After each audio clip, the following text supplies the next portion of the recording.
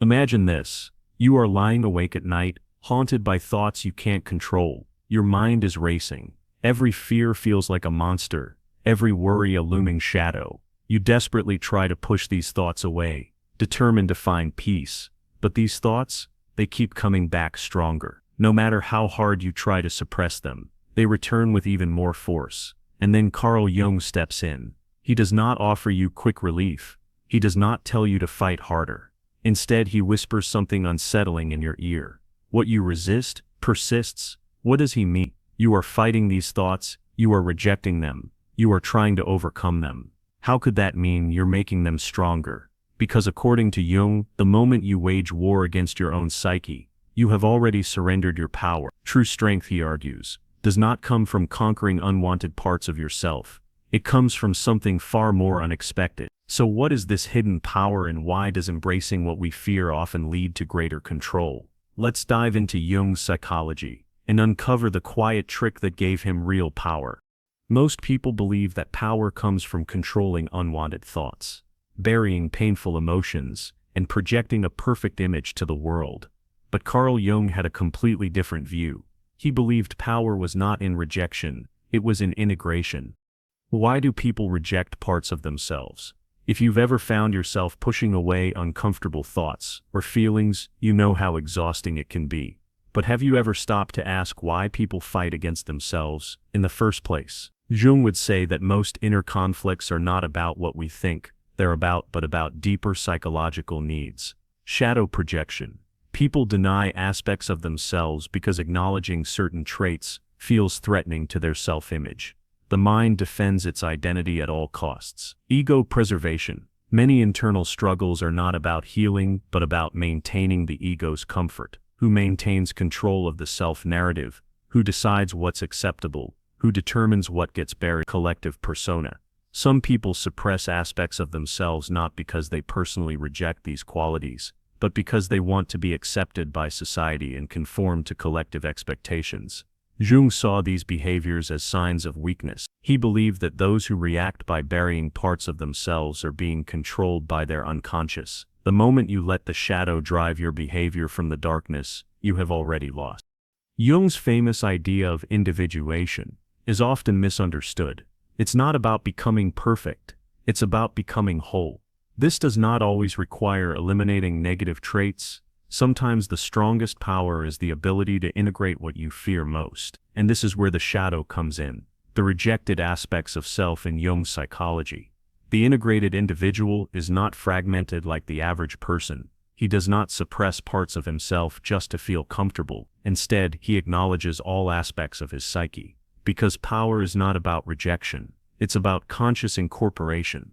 Example, imagine a workplace where two people are dealing with anger. One denies their anger, suppresses it, only to explode unexpectedly. The other acknowledges their anger, understands its source, and channels it appropriately. Who really holds the power here? Jung would argue that the person who integrates their shadow, who maintains wholeness, always wins in the long run. Integration, when used correctly, is not weakness. It's psychological alchemy. It transforms unconscious forces that were working against you into conscious allies. It makes the shadow visible, making it lose its autonomous control over your behavior. It creates wholeness, and wholeness makes people authentic, which gives you true authority.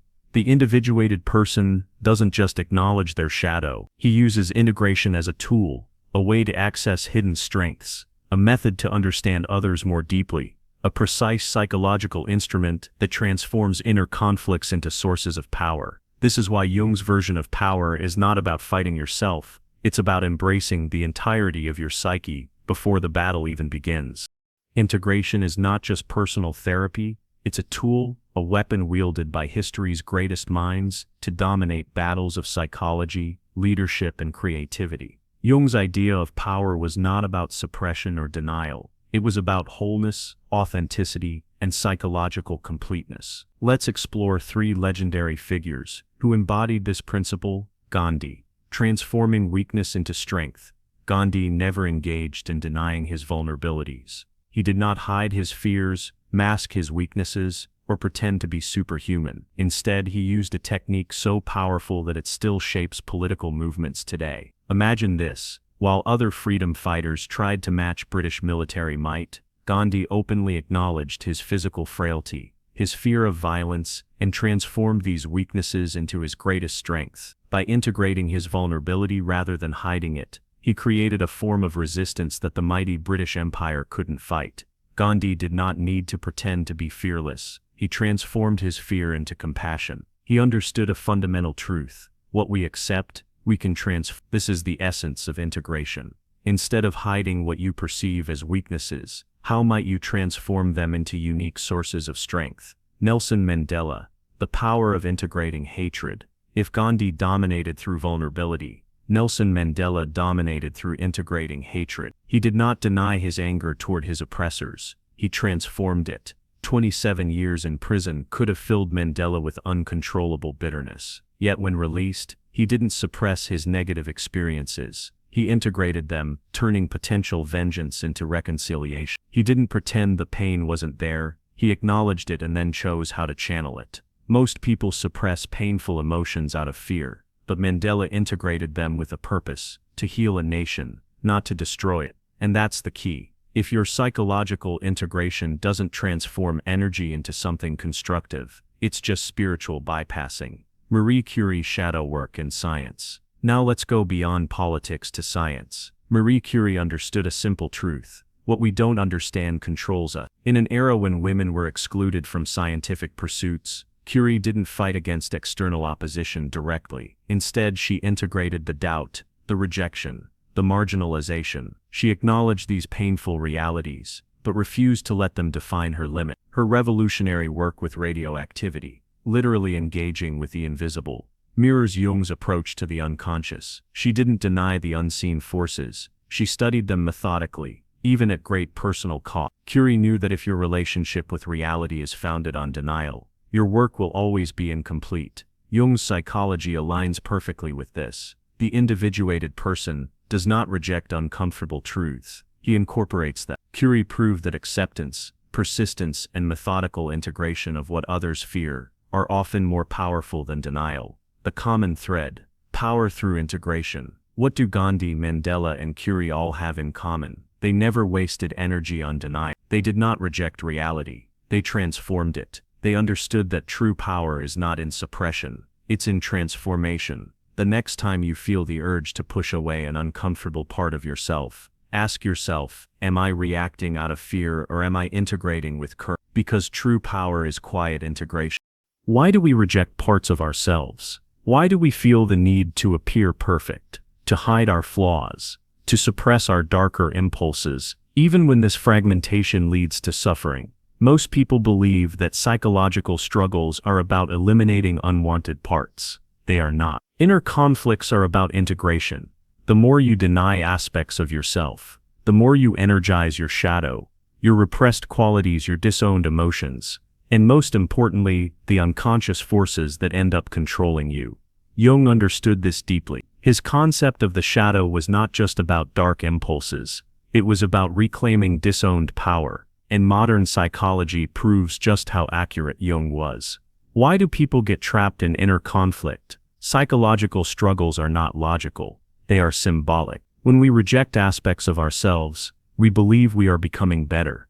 In reality, we are often just creating deeper splits within the psyche. Let's break it down. Cognitive dissonance. Your mind prefers comfort over truth. Our brains are wired with mechanisms that make us terrible at seeing ourselves clearly. The biggest culprits: confirmation bias. We only acknowledge aspects of ourselves that fit our self-image. Psychological projection. We see in others what we deny in ourselves.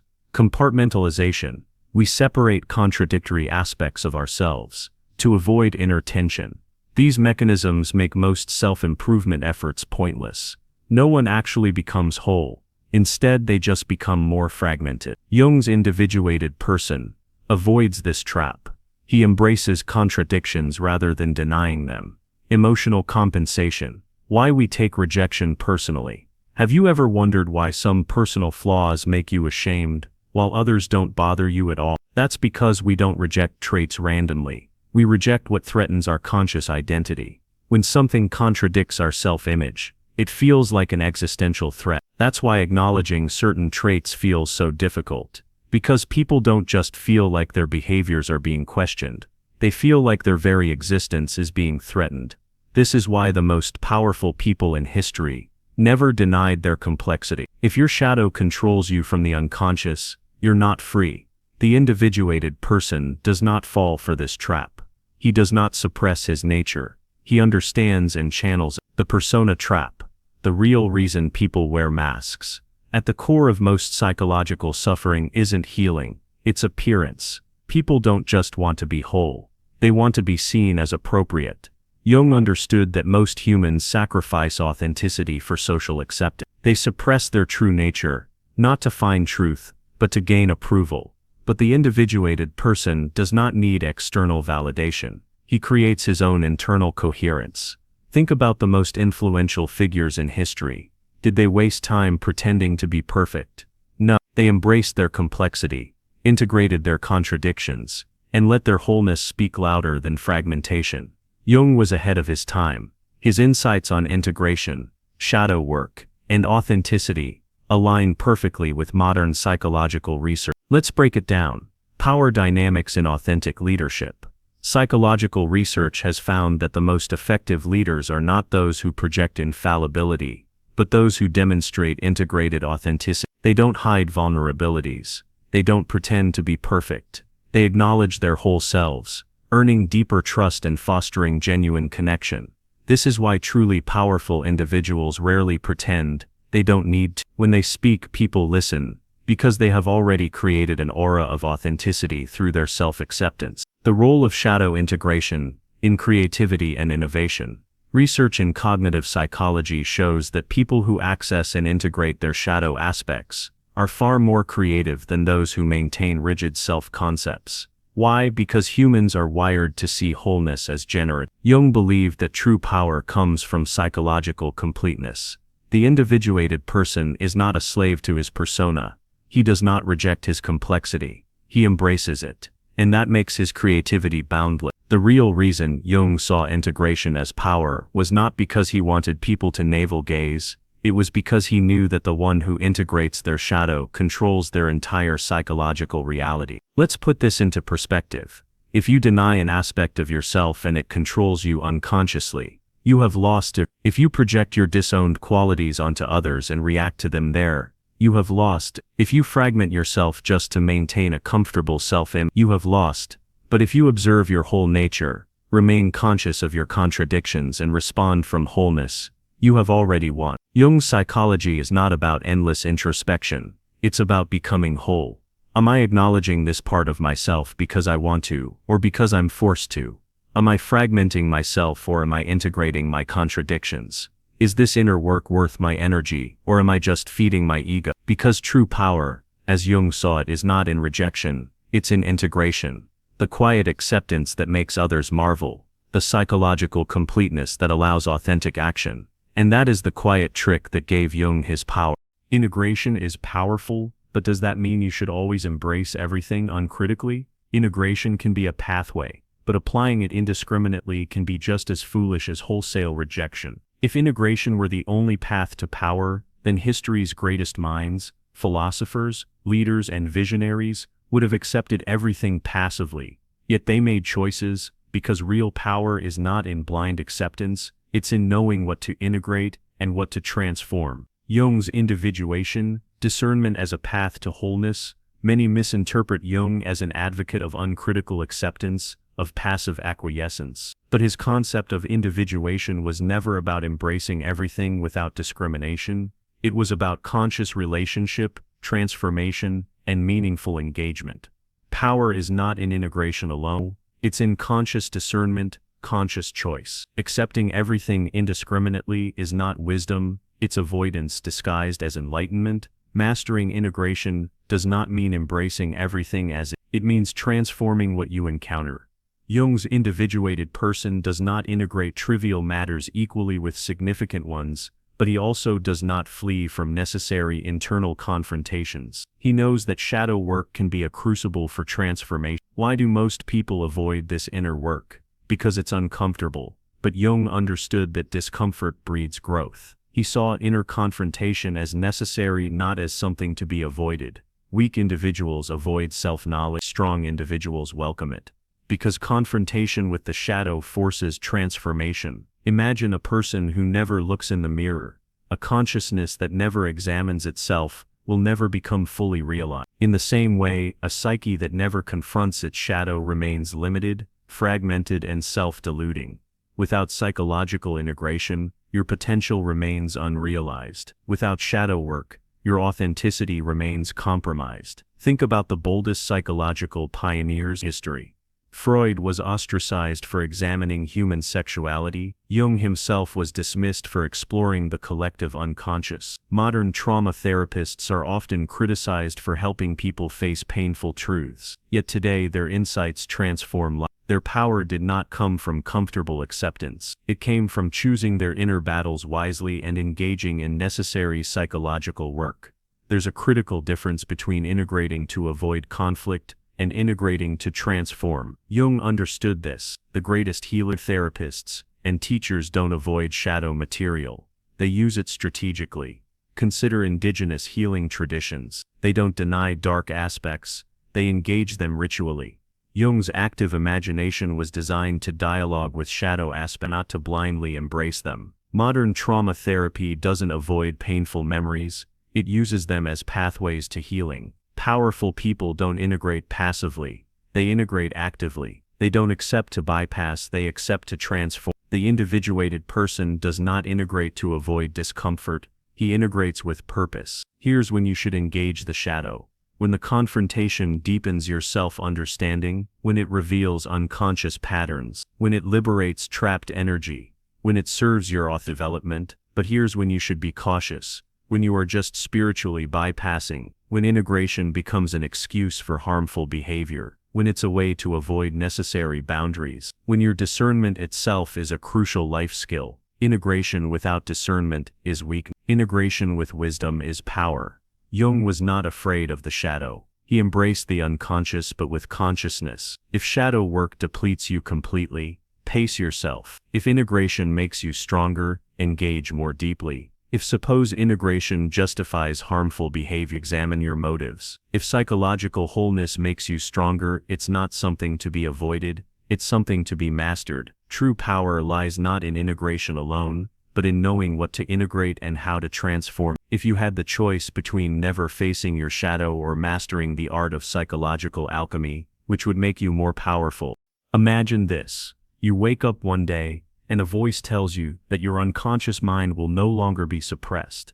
Every shadow aspect, every disowned quality now demands acknowledgement. Would you waste your energy fighting against yourself? Would you spend your life trying to maintain a perfect image for people who aren't even seeing your whole self?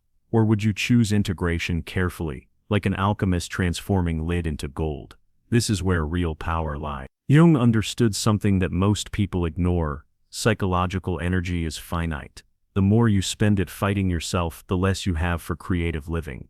Now picture yourself encountering an uncomfortable truth about yourself. Your heart races. Your mind floods with denial, justifications, and defensiveness. You're dying to push this realization away. But stop. Breathe. Ask yourself, who truly holds the power here? The one frantically trying to maintain their self-image, or the one who knows how to integrate contradiction? Because integration is not weakness. It's strategy. It's power. It's the art of making your unconscious conscious without being consumed by it. So here's the challenge. The next time you're about to reject an aspect of yourself, pause. Instead of reacting immediately, observe. Watch how this rejected quality reveals something important. See how it shows you your fears, your unmet needs, your authentic desires just by triggering you. And then when the time is right, choose your relationship with it consciously. Or don't react at all. Because true power is quiet integration. Want more insights on psychology, consciousness, and personal power? Hit subscribe and turn on the bell icon so you never miss a deep dive into the ideas that shape the way we think and live. Stay whole, stay powerful.